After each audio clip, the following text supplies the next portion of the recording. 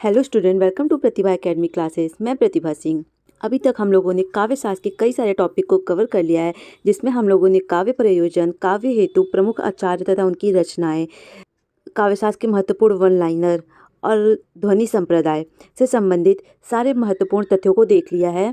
इन topic को हम लोगों ने काफ़ी अच्छे से कवर कर लिया है और हम लोग आज जो पढ़ेंगे उसमें हम लोग रीति संप्रदाय, वक्रोक्ति संप्रदाय और औचित्य संप्रदाय, इनसे संबंधित महत्वपूर्ण वन लाइनर प्रश्नों को देखेंगे। ये वही प्रश्न है जो आगे परीक्षाओं में पूछी जा चुकी हैं और जो परीक्षाएं होने वाली हैं उन परीक्षाओं में भी ये प्रश्न आपको अवश्य देखने को मिलेगा। तो अगर आप लोगों को इस टॉपिक का पीडीएफ चाहिए तो आप लोग मेरे टेलीग्राम चैनल पर ऐड हो जाइए, आपको वहाँ पे ये पीडीएफ देखने को मिल जाएगा। तो आइए हम लोग पढ़ते हैं रीति संप्रदाय। रीति संप्रदाय को पढ़ने से पहले हमें ये जानना जरूरी है कि रीति शब्द क्या है या फिर रीति शब्द का व्यापक अर्थ क्या है, हमें ये जानना बहुत ज़रूरी है। तो संस्कृत काव्यशास्त्र में रीति एक व्यापक अर्थ धारण करने वाला शब्द है।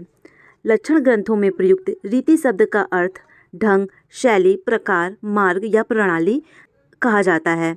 काव्य रीति से अभिप्राय है मोटे तौर पर काव्य रचना की शैली से। रीतित्व काव्य का एक महत्वपूर्ण अंग है। ठीक है, अब हम देखेंगे रीति संप्रदाय के प्रतिष्ठापक आचार्य कौन है।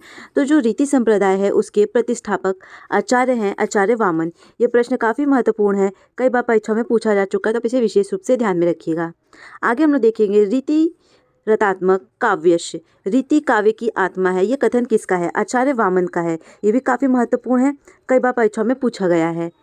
अगला हम लोग कथन देखेंगे विशिष्ट पद रचना रीति, कथन किसका है? ये कथन भी वामन का है और ये कथन भी कई बार परीक्षा में पूछा जा चुका है। नेक्स्ट, वचन विन्यास क्रमों रीति उक्ति किसकी है? तो ये राजशेखर की है। ये प्रश्न यूजीसी नेट की परीक्षा में इस बार पूछा गया था, तो आप इसे विशेष रूप से ध्यान में रखिएगा। आगे हम लोग देखेंगे भामा ने अपने ग्रंथ काव्य अलंकार, भामा का ग्रंथ क्या है? तो उनके ग्रंथ का नाम है काव्य अलंकार। उसमें उन्होंने दो प्रमुख भागों जिसमें वैदर्भी और गौणी का उल्लेख किया है। ये प्रश्न भी कई बार पूछा गया है कि वैदर्भी और गौणी का उल्लेख कहाँ किया गया है? तो वो किया गया काव्य अलंकार, जो कि भामा का ग्रंथ है। आगे हम लोग देखेंगे गुण और रीति में संबंध स्थापित कर गुण को रीति का नियामक सिद्ध करने वाले प्रथम आचार्य हैं, तो वो दांडी है। अगला प्रश्न देखेंगे आचार्य वामन ने रीति की संख्या कितनी मानी है? ये प्रश्न कई बार परीक्षा में पूछा गया है कि आचार्य वामन ने रीति की संख्या कितनी मानी है, तो आपको ये विशेष रूप से ध्यान में रखना है। तो आचार्य वामन ने रीति की 3 मानी है संख्या, जिसमें है वैदर्भी, गौड़ीय और पंचाली को इन्होंने 3 माना है। आगे हम लोग देखेंगे वामन के अनुसार वैदर्भी उत्तम रीति माना गया है। वामन ने किस रीति को उत्तम माना है? तो वामन ने वैदर्भी को उत्तम माना है। अवंतिका और मगधी नामक 2 नवीन रीतियों की उद्भावना किस आचार्य ने की है? तो आचार्य भोज ने की है। विश्वनाथ ने रीति की संख्या कितनी मानी है? तो 4 मानी है और वामन ने रीतियों की संख्या 3 मानी है। अब हम लोग देखेंगे विश्वनाथ ने जो 4 रीतियों की संख्या मानी है उसमें कौन से 4 रीति है? पहला है वैदर्भी, गौड़ीय, पंचाली और लाटिका। आगे हम लोग देखेंगे वामन के अनुसार गुण और रीति का संबंध है, तो इनका जो संबंध है वो है अभेद। अब आगे हम लोग पढ़ेंगे वक्रोक्ति संप्रदाय। वक्रोक्ति संप्रदाय पढ़ने से पहले हम लोगों को ये भी जानना है कि वक्रोक्ति शब्द का शाब्दिक अर्थ क्या है, वक्रोक्ति किसे कहते हैं। ठीक है, तो जो वक्रोक्ति शब्द है वो वक्र तथा उक्ति, ठीक है, वक्र तथा उक्ति 2 पदों के योग से बना है, जिसका अभिप्राय असाधारण कथन, वैशिष्ट या भंगिमा है। वक्रोक्ति में किसी भी बात को प्रत्यक्ष रूप से ना कहकर अप्रत्यक्ष रूप से कहा गया है। वक्रोक्ति का अर्थ है इसमें किसी भी बात को डायरेक्ट नहीं कहा गया है, लेखकों के माध्यम से इनडायरेक्ट वे में प्रस्तुत किया गया है।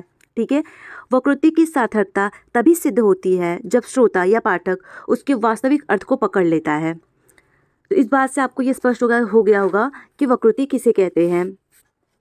हम लोग देखेंगे वक्रोक्ति संप्रदाय के प्रतिष्ठापक आचार्य कौन है। तो ये प्रश्न कई बार परीक्षा में पूछा गया है, तो आपको ये पहले तो विशेष रूप से याद रखना है कि वक्रोक्ति शब्द के संप्रदायक आचार्य या प्रतिष्ठापक आचार्य कौन है। तो वो है आचार्य कुंतक। वक्रोक्ति जीवितम नामक ग्रंथ की रचना कर वक्रोक्ति सिद्धांत का प्रवर्तन किस आचार्य ने किया? तो वो किया कुंतक ने। वक्रोक्ति को काव्य की आत्मा किस आचार्य ने घोषित किया? कुंतक ने। ये प्रश्न काफ़ी महत्वपूर्ण है, कई बार परीक्षा में पूछा गया है। आगे हम लोग देखेंगे वक्रोक्ति का सर्वप्रथम शास्त्रीय विवेचना करने वाले आचार्य हैं, तो वो हैं भामा। भामा ने अलंकार को काव्य का सर्वस्व मानते हुए वक्रोक्ति को उसका प्राण स्वीकार किया है। आगे हम लोग देखेंगे वक्रोक्ति को अलंकार का मूल मानते हुए किस आचार्य ने समस्त वाड्मय को दो भागों में स्वीकृत किया है? तो आचार्य दंडी ने किया है। और वो दो भाग कौन कौन से हैं? पहला है स्वभाव वक्रोक्ति और दूसरा है वक्रोक्ति। आगे हम लोग देखेंगे वक्रोक्ति और अतिशयोक्ति का पर्याय मानने वाले आचार्य हैं, तो वो हैं भामा और दंडी। रुद्रट ने वक्रोक्ति को किस रूप में वर्णित किया है? आचार्य रुद्रट हैं, उन्होंने वक्रोक्ति को शब्दालंकार के रूप में चित्रित किया है, या फिर आप ये कह सकते हैं कि वर्णित किया है। आचार्य रुद्र ने वक्रोक्ति के कितने भेद किए हैं? तो आचार्य रुद्र ने वक्रोक्ति के दो भेद किए हैं। पहला है काकु वक्रोक्ति, दूसरा है श्लेष वक्रोक्ति। भोज ने वाड्मय को कितने भागों में विभक्त किया है? तो आचार्य भोज ने वाड्मय को 3 भागों में विभक्त किया है। पहला है वक्रोक्ति, दूसरा है रसो वक्रोक्ति, स्वभावो वक्रोक्ति तीसरा है। आगे हम लोग देखेंगे आचार्य कुंतक के अनुसार वक्रोक्ति के कितने भेद हैं? तो आचार्य कुंतक के अनुसार वक्रोक्ति के 6 भेद हैं। ये प्रश्न काफ़ी महत्वपूर्ण है, परीक्षा में पूछा गया था इसमें से कौन आचार्य कुंतक के वक्रोक्ति के भेद नहीं है। तो आपको 6 याद रखने हैं, क्योंकि परीक्षा में पूछा जा सकता है कि इनमें से कौन आचार्य कुंतक के अनुसार वक्रोक्ति के भेद नहीं है या फिर हैं। इस प्रकार के प्रश्न आ सकते हैं। तो जो पहला वक्रोक्ति का भेद आचार्य कुंतक के अनुसार वो है वर्ण विन्यास वक्रोक्ता, दूसरा है पद पूर्वार्ध वक्रोक्ता, तीसरा है पद परार्ध वक्रोक्ता, चौथा है वाक्य वक्रोक्ता और 5वां है वक्रोक्ता और 7वां है प्रबंध वक्रोक्ता। आगे हम लोग देखेंगे वक्रोक्ति सिद्धांत की महत्वपूर्ण उपलब्धि कलावाद की प्रतिष्ठा करना है। कव कर्म काव्यम, कवि का कर्म ही काव्य है। ये कथन काफ़ी महत्वपूर्ण है, परीक्षा में पूछा जा चुका है, तो आप इसे ध्यान रखिएगा। कथन किसका है? कव कर्म काव्यम कथन आचार्य कुंतक का है। अगला प्रश्न है सलंकारस्य काव्यता, सलंकार शब्द की काव्यता है। कथन किसका है? कुंतक का है।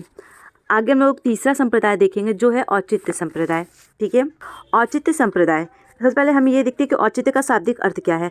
औचित्य शब्द का शाब्दिक अर्थ है उचित भाव। चौमेंद्र के अनुसार औचित्य काव्य का अंतरंग तत्व है, इसके बिना अन्य कोई गुण या विशेषता महत्वहीन हो जाती है। रस के साथ औचित्य का संबंध स्थापित करने वाले प्रथम आचार्य आनंदवर्धन हैं। चौमेंद्र ने रस का प्राण औचित्य को माना है। मैंने कई बार अपने वीडियोस में कहा है कि आप लोग कॉपी पेन लेके बैठा करें। जब आप लोग मेरा वीडियोस देखते हैं तो कॉपी पेन साथ लेके बैठा करें। देखिए यहाँ पे कितना महत्वपूर्ण तथ्य आया है।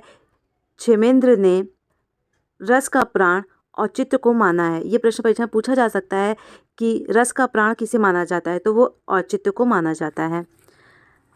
औचित्य विचार चर्चा ग्रंथ के आचार्य हैं। ये प्रश्न काफ़ी महत्वपूर्ण है, कई परीक्षाओं में आपने देखा हुआ पूछा गया है, तो वो हैं आचार्य क्षेमेंद्र। आगे हम लोग देखेंगे काव्य शास्त्र में सर्वप्रथम औचित्य शब्द का प्रयोग कन्नौज नरेश यशोवर्मन ने अपने नाटक रामाभ्याय उदय में किया था। यद्यपि यह नाटक उपलब्ध नहीं है, पर भोज के श्रृंगार प्रकाश में इसका एक श्लोक उद्घटित मिलता है। तो आपको ये कभी काफ़ी अच्छे से याद रखना है कि काव्यशास्त्र में सर्वप्रथम औचित्य शब्द का उल्लेख कहाँ मिलता है। तो कन्नौज नरेश यशोवर्मन ने अपने नाटक रामाभ्याय उदय में किया था। यद्यपि यह नाटक अब उपलब्ध तो नहीं है, पर भोज के श्रृंगार प्रकाश में उसका एक श्लोक देखने को हमें मिल जाता है। अगला प्रश्न देखेंगे औचित्य काव्यभूत काव्य सिद्धांत के रूप में प्रतिष्ठित करने वाले आचार्य हैं, तो वो हैं क्षेमेंद्र। देखेंगे क्षेमेंद्र के अनुसार औचित्य के प्रधान भेद कितने माने गए हैं, तो वो माने गए हैं 27। अब आप लोगों के मन में ये विचार आ रहे होंगे कि वो 27 कौन कौन से हैं, तो आप लोग एक जगह नोट कर लीजिए, मैं बता देती हूँ कि वो 27 कौन कौन से हैं।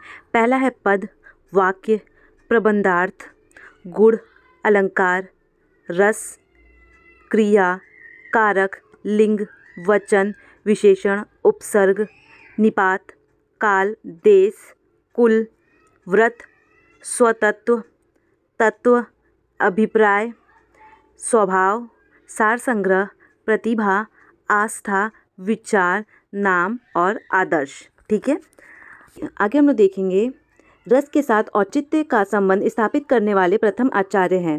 तो रस के साथ जो औचित्य को स्थापित करते हुए प्रथम आचार्य हैं आनंदवर्धन। चौमेंद्र ने रस का प्राण किसे माना है, तो औचित्य को माना है।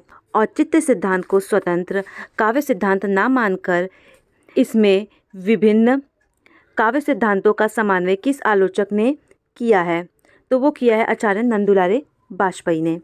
ठीक है। तो यहाँ पे जो भी औचित्य सिद्धांत, रीति संप्रदाय और वक्रोक्ति संप्रदाय से महत्वपूर्ण तथ्य थे, सब मैंने आप लोगों को बता दिए हैं।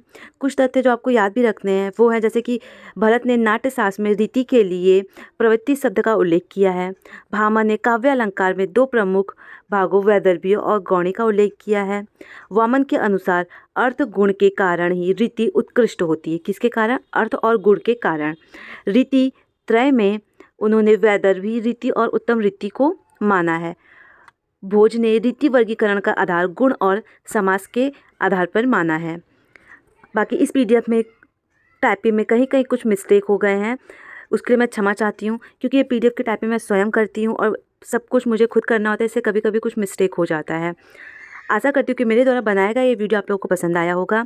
अगर आप लोगों को ये पीडीएफ चाहिए तो आप लोग मेरे टेलीग्राम चैनल पर ऐड हो सकते हैं। उसका लिंक मैंने कमेंट बॉक्स में पिन कर दिया है, वहाँ से आप टेलीग्राम चैनल पे मेरे ऐड हो सकते हैं और आप इस पीडीएफ को डाउनलोड करके आराम से पढ़ सकते हैं। अगर आप इस वीडियो को अच्छे से देख लेते हैं 2 से 3 बार, तो काव्य शास्त्र में जो भी 2 से 3 प्रश्न पूछे जाएंगे वो आप आराम से हल कर लेंगे और ज़्यादा से ज़्यादा नंबर स्कोर कर सकते हैं। क्योंकि काव्य शास्त्र ही एक ऐसा टॉपिक है जिसमें बच्चे बहुत ज़्यादा परेशान होते हैं कि क्या पढ़ें, किस प्रकार पढ़ें। तो आपके ये सारी समस्याएं इस वीडियो को देखने के बाद हल हो जाएगी। नेक्स्ट किस टॉपिक पे आप लोगों को वीडियो चाहिए, आप लोग मुझे कमेंट करें। Thank you.